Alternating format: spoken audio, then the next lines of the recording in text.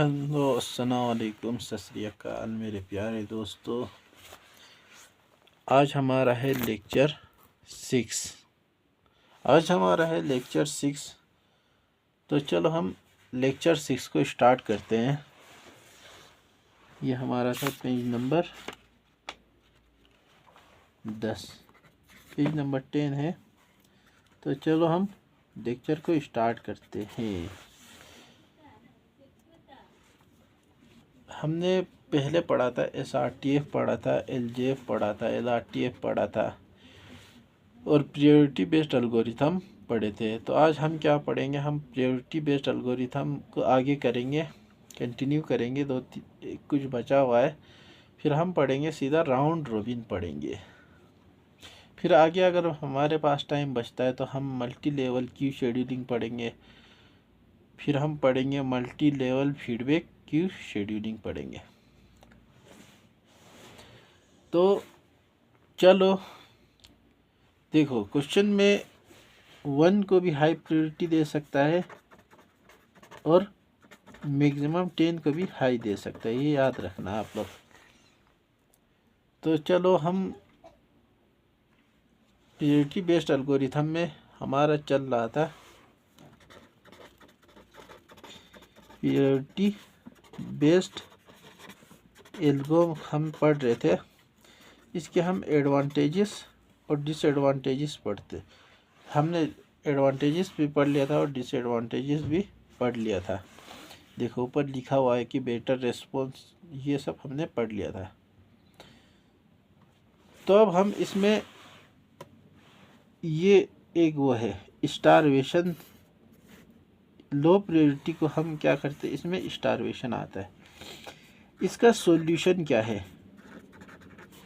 इसका सॉल्यूशन है ageing. Ageing का मतलब क्या है?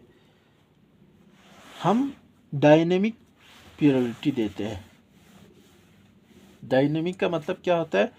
प्रायोरिटी इंक्रीज भी हो सकता है, प्रायोरिटी डिक्रीज भी हो सकता है। Priority increase also decrease, priority can increase और कैन आल्सो डिक्रीज भी कर सकता है। तो देखो एजिंग क्या होता है? अगर कोई प्रोसेस किसी टाइम तक अगर वेट करता रहे, तो हमने कहा कि मान लो हमने 10 सेकंड रखे कंप्यूटर में, अगर 10 सेकंड तक ये वेट करता है तो इसकी प्रायोरिटी क्या हो जाएगी? हम इसकी प्रायोरिटी को इंक्रीज कर देंगे। प्रायोरिटी को हम क्या कर देंगे? इंक्रीज कर देंगे। इसी को क्या कहते हैं? हम एजिंग कहते हैं।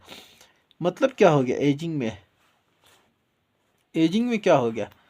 अगर किसी समय तक कोई प्रोसेस जिसकी प्रायोरिटी लो है वो वेट करता है, तो हम उसकी प्रायोरिटी को क्या कर देंगे? हाई, ताकि वो फिर कंप्यूटर पे चल सके। तो प्रायोरिटी इंक्रीज भी हो सकता है, डिक्रीज भी हो सकता है। चलो अब हम एजिंग, इसमें इसका सॉल्यूशन एजिंग है।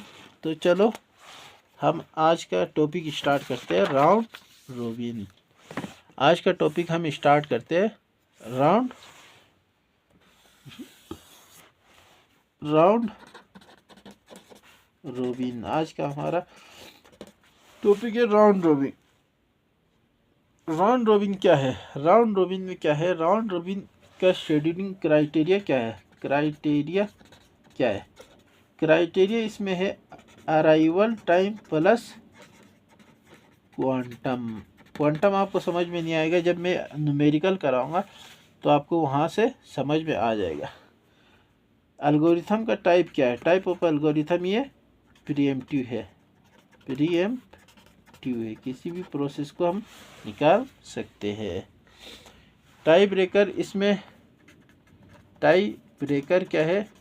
टाई ब्रेकर है हमारा FCFS है। तो क्वांटम हमने यहाँ पे देखा, क्वांटम क्या है? क्वांटम क्वांटम है हमारा कितने देर तक कोई भी प्रोसेस सीपीयू पे चल सकता है, उसे हम क्या कहते हैं, क्वांटम कहते हैं। Maximum amount of time for which a process run on CPU at a time। एक बार में कितने समय तक वो चलेगा, उसी को हम क्या कहते हैं, क्वांटम कहते हैं। अब हम एक न्यूमेरिकल से क्या करते हैं, आप लोगों का डाउट निकाल देते हैं। डाउट जो भी आ रहा है आपके मन में उसे हम ख़त्म कर देते हैं। तो चलो न्यूमेरिकल करते हैं। एक प्रोसेस है, अराइवल टाइम है, बस टाइम है, और इसमें क्वांटम हम रख देते हैं 2 बस टाइम है। प्रोसेस है P1 P2 P3, छोटा सा देते हैं क्योंकि ज़्यादा लंबे प्रोसेस में थोड़ा सा क्या होता है, वो होता है, हमें दिक्कत हो जाता है टाइम उसको रेडी क्यू बनाने में। ये देखो P1 है, सब 0 0 पे अराइव हुआ है। बस टाइम इसका दे देते 3 6 4 और 5। तो चलो हम रेडी क्यू बनाते हैं। इधर ही हम रेडी क्यू बना देते हैं, रेडी क्यू बनाते हैं इधर। तो टाइम क्या है, कंप्लीशन टाइम, टर्न टाइम और वो बस टाइम, आपको वेटिंग टाइम आपको निकालना आ गया है तो आप खुद निकाल लेना। यहाँ पे हम रेडी क्यू बनाते हैं 0।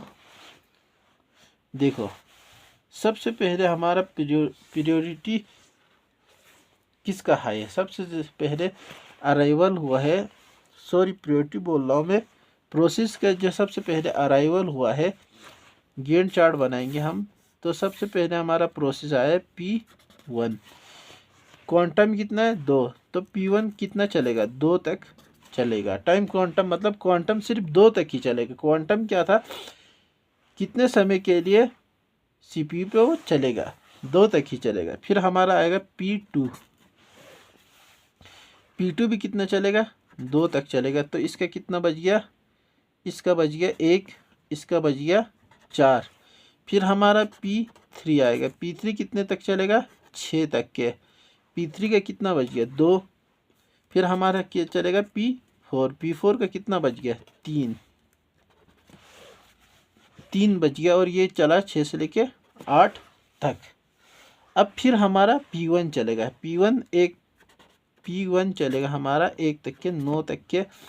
P2 चलेगा हमारा, फिर टाइम क्वांटम कितना है 2, तो ये कितना बचेगा, 2 बचेगा। तो P2 चलेगा हमारा 11 तक के। फिर हमारा P3 चलेगा, P3 का 2 ये तो कंप्लीट होगा, P3 का कंप्लीट हो गया 13 तक के।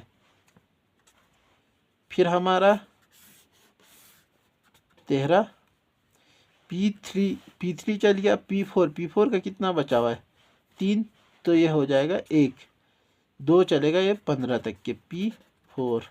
अब कौन कौन सा बचा है, P1 बचा है, P1 16 तक के चलेगा, P2 18 तक के चलेगा, और P4 चलेगा 19 तक के। इस तरह से ये हो गया। अब हमने पूरा आपको कंप्लीट बता दिया है। तो आप इसका गैंट चार्ट खुद बना लेना। गैंट चार्ट हमारा, एक बात भूलिया, P1 यहाँ पे एक चला था 9 तक के, तो हम P1 को यहाँ नहीं चला सकते क्योंकि P1 ख़त्म हो गया था। ये हो गया 17 और ये हो गया 18। सॉरी थोड़ा सा वो हो गया था। फिर भी हम फिर दोबारा से बनाए तो देखो आप लोग, फिर क्योंकि इसमें थोड़ा सा वो हो गया था, डाउट हुआ था, सिल्ली मिस्टेक हुआ था। आपको मैं समझा देता हूँ। P1 कितने तक चला, 2 तक। यहाँ P1 का कितना बच गया, 1, तो P1 यहाँ 9 पे चल गया था, तो ये कंप्लीट हो गया था। यहाँ दिक्कत आ गया था। कॉन्टेक्स्ट स्विच कितना है, कॉन्टेक्स्ट स्विच, कॉन्टेक्स्ट स्विच इसमें कितना है?